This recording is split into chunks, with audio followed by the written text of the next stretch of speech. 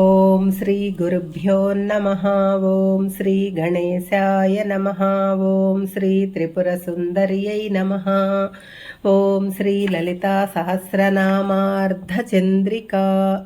710వ నామం.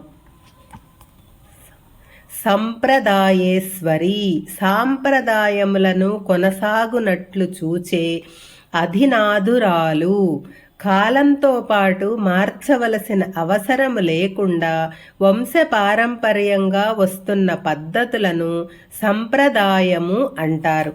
వారి వారి సంప్రదాయములకు దెబ్బ తగలకుండా కొనసాగింపబడేటట్లుగా చేస్తుంది. కాబట్టి సంప్రదాయేశ్వరి అన్నారు. పూర్వము ఎలా ఉందో అలాగే అన్నీ ఉంటే అది సంప్రదాయాన్ని తెలియజేస్తుంది. దాన్ని బట్టే ఆచార వ్యవహారములుంటాయి. గురు శిష్య సాంప్రదాయములను నడుపబడేదే శ్రీమాత. మన ప్రవర్తనను సంప్రదాయముగా ఉండేటట్లు చేయునది. సాధు, సాధు లక్షణము కలది. ప్రవర్తనచే ఇతరులను ఆహ్లాదపరచు లక్షణాన్ని సాధు లక్షణం అంటారు. శ్రీమాత ఈ లక్షణము సహజముగా కలిగి ఉన్నది. పరమేశ్వర అనుగ్రహముతో పలికిన ప్రతి పదంలో సాధుత్వము తనంతట తాను కలిసిపోతుంది. 4వ అచ్చు అక్షరము ఈ అనే అక్షరమునకు అమ్మవారి పరంగా అర్థము చెప్పుకోవాలంటే ఈ నామాన్ని చేర్చితే ఒక బీజాక్షరం అవుతుంది. కకార లకార ఈం శక్తి బీజమును కలుపుకుంటే క్లీంగా ఏర్పడుతుంది.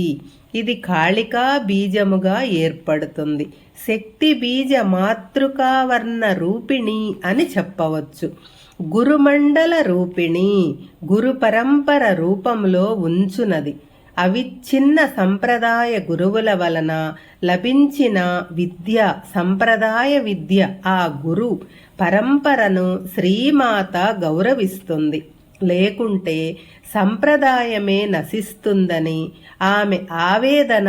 అన్ని విషయములపై ప్రత్యక్షంగాను పరోక్షంగాను పర్యవేక్షణ చేసేవారు గురువులు. అది గురువు పరమేశ్వరుని నుంచి వ్యక్తిగత గురువు వరకు పనిచేసే గురు పరంపరను గురుమండలం అంటారు. అట్టి గురువుల సాంప్రదాయ స్వరూపమైనది గురుమండల రూపిణి. కులోత్తీర్ణ, మూలాధారం నుంచి సహస్రారం వరకు కుండలిని యోగ సాధనను ఉచ్చరించునది. కులం అంటే ఇంద్రియముల సంకేతమని అర్థము. లౌకిక విషయములను సంబంధించిన ఇంద్రియములకు సరియైన మార్గంలో మళ్లించి ఉద్ధరించేది అని అర్థము. మూలాధారము వద్ద ప్రారంభించిన కుండలిని యోగ సాధనలో క్రమంగా సుషుమ్నా నాడీ దశలో సహస్రార పర్యంతము కొనసాగునట్లు చేయునది అని ఇంకొక అర్థము. ఒకే సత్కర్మాచరణ చేయువారు అందరూ ఒకేసారి కలిస్తే సత్రయాగములు, గురు పూజలు, సామూహిక ప్రార్థనలు జరుపుటకు కులోత్తీర్ణ అంటారు. కులతంత్రము, కుల మార్గము, కులాచారములు ఉన్న సామూహిక ప్రజ్ఞనే కులమండలము అంటారు. భగారాధ్య, సూర్యునిచే ఆరాధింపబడునది. శ్రీ విద్యా ఉపాసన కులలో 12 మందిలో సూర్యుడు ఒకడు. ఆయన శ్రీమాతను ఉపాసించిన ఫలితంగా గ్రహమండలాధిపత్యము ప్రసాదించింది. దీనినే సకల లోక ఆరాధ్యుడు అయ్యాడు.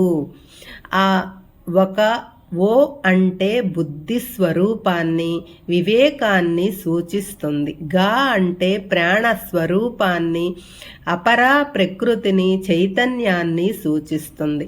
శ్రీమాత ఈ రెండింటికి సమన్వయాన్ని కుదురుస్తుంది. ప్రకాశము, గమనము మధ్య సమన్వయము కుదుర్చునది.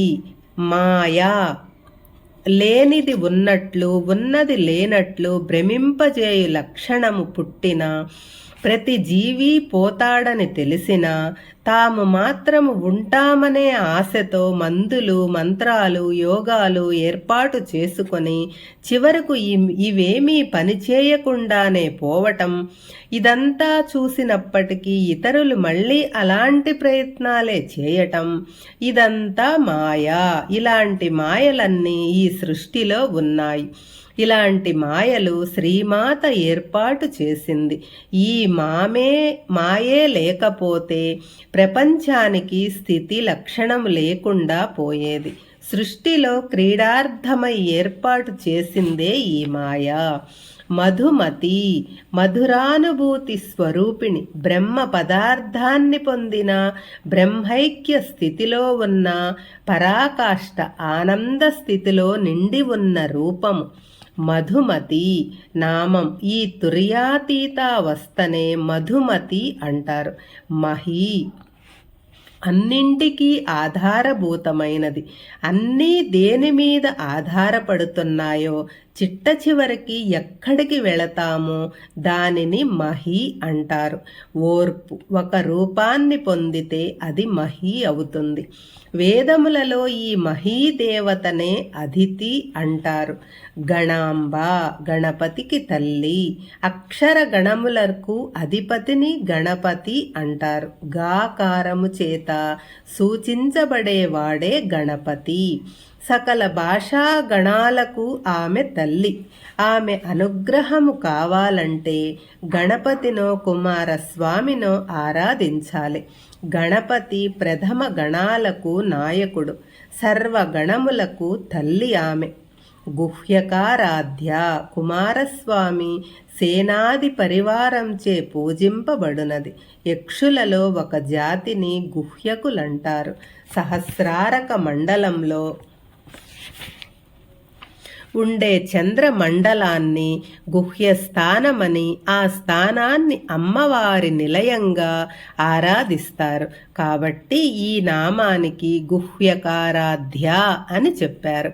శ్రీమాత్రే నమః.